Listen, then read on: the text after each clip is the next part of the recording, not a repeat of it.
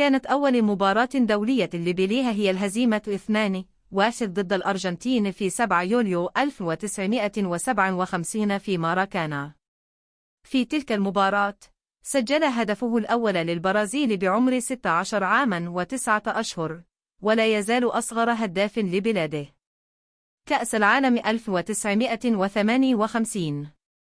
بيليه رقم 10 يراوغ 3 لاعبين سويديين في كأس العالم 1958.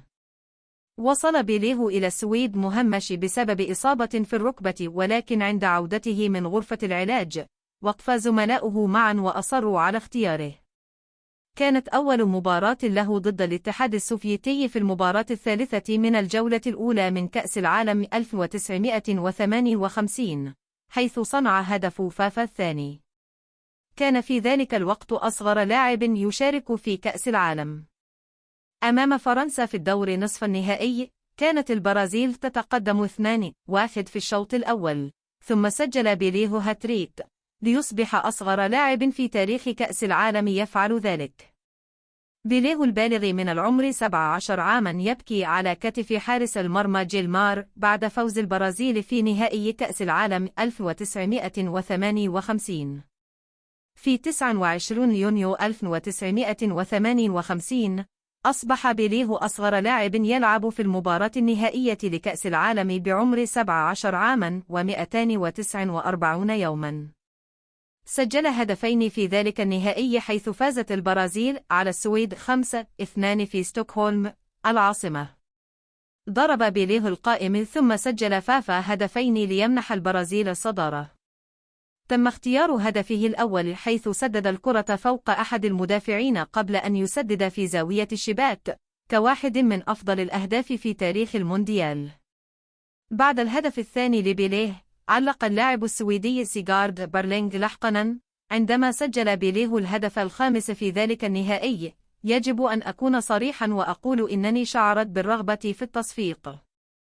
عندما انتهت المباراة، فقد بيليه وعيه وسقط على أرض الملعب، وتم إنعاشه من قبل غارينشيا. ثم استعاد عافيته واضطر للبكاء حيث كان زملائه يهنئونه. أنهى البطولة ب6 أهداف في 4 مباريات لعبها، وتعادل بالمركز الثاني، خلف محطم الأرقام القياسية جوست فونتين، وحصل على لقب أفضل لاعب شاب في البطولة. يمكن القول إن تأثيره كان أكبر خارج الملعب، حيث كتب بارني روناي: مع لا شيء سوى الموهبة التي ترشده، أصبح الصبي من ميناس جرايس أول نجم رياضي عالمي أسود ومصدر للارتقاء والإلهام الحقيقي. في كأس العالم 1958 بدأ بيليه يرتدي قميصا برقم 10. كان الحدث نتيجة عدم التنظيم. لم يخصص قادة الاتحاد البرازيلي أرقام قمصان اللاعبين، وكان الأمر متروكا للفيفا لاختيار الرقم 10 قميص بيليه الذي كان بديلا في هذه المناسبة. أعلنت الصحافة أن بيليه هو أعظم اكتشاف لكأس العالم 1958، كما حصل بأثر رجعي على الكرة الفضية باعتباره ثاني أفضل لاعب في البطولة خلف ديدي. بطولة أمريكا الجنوبية. لعب بيليه أيضا في كأس أمريكا الجنوبية.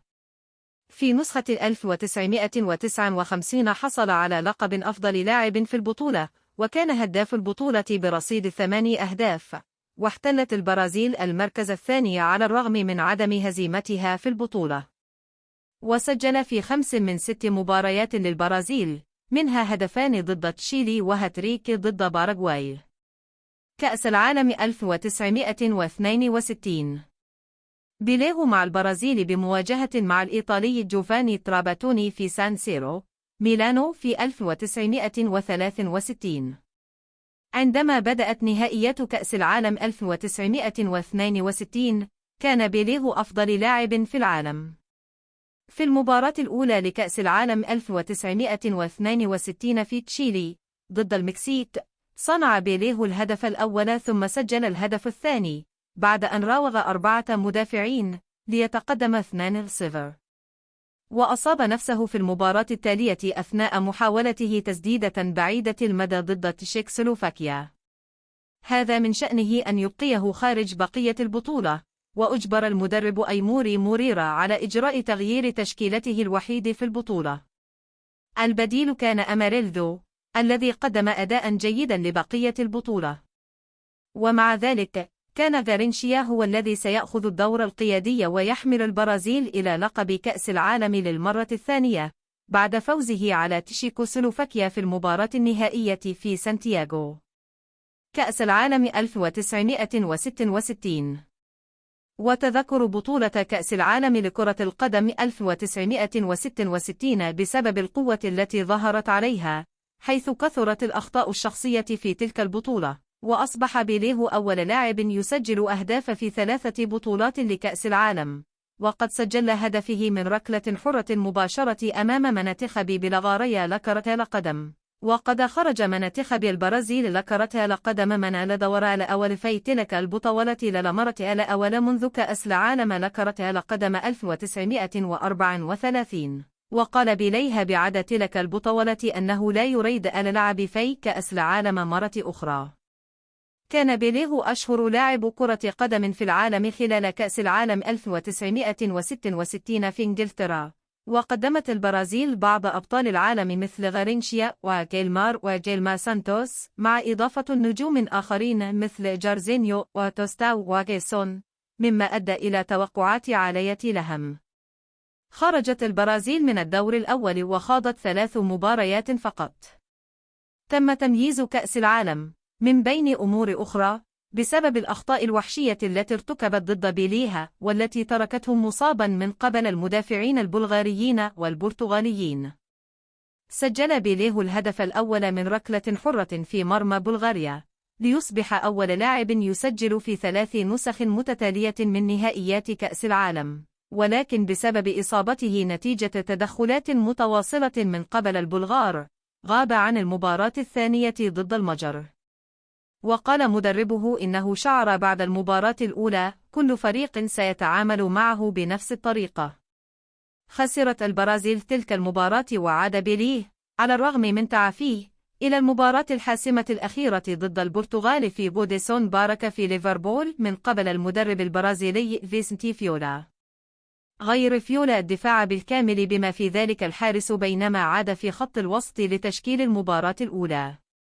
خلال المباراة، تدخل مدافع البرتغال جو مورايس على بيليه، لكن الحكم جورج ماكابي لم يطرده. قرار ينظر إليه بأثر رجعي على أنه من بين أسوأ أخطاء التحكيم في تاريخ كأس العالم. كان على بيليه البقاء في الملعب وهو يعرج لبقية المباراة، حيث لم يكن مسموحا بالتبديل في ذلك الوقت. بعد هذه المباراة، تعهد بأنه لن يلعب مرة أخرى في كأس العالم، وهو قرار سيغيره لاحقا. كأس العالم 1970. ماريو زاغالو، مدرب البرازيل 1970 مع بيليه في عام 2008. قال زاغالو عن بيليه: أظهر طفل في السويد كأس العالم 1958 علامات على العبقرية، وفي المكسيك كأس العالم 1970 حقق كل هذا الوعد، واختتم الكتاب بمفتاح ذهبي. وقد تشرفت برؤية كل ذلك عن قرب بطاقة تداول بيليه من سلسلة المكسيك 70 الصادرة عن بيانيني. تم استدعاء بيليه للمنتخب الوطني في أوائل عام 1969، ورفض في البداية، لكنه بعد ذلك قبل ولعب في 6 مباريات في تصفيات كأس العالم، وسجل 6 أهداف.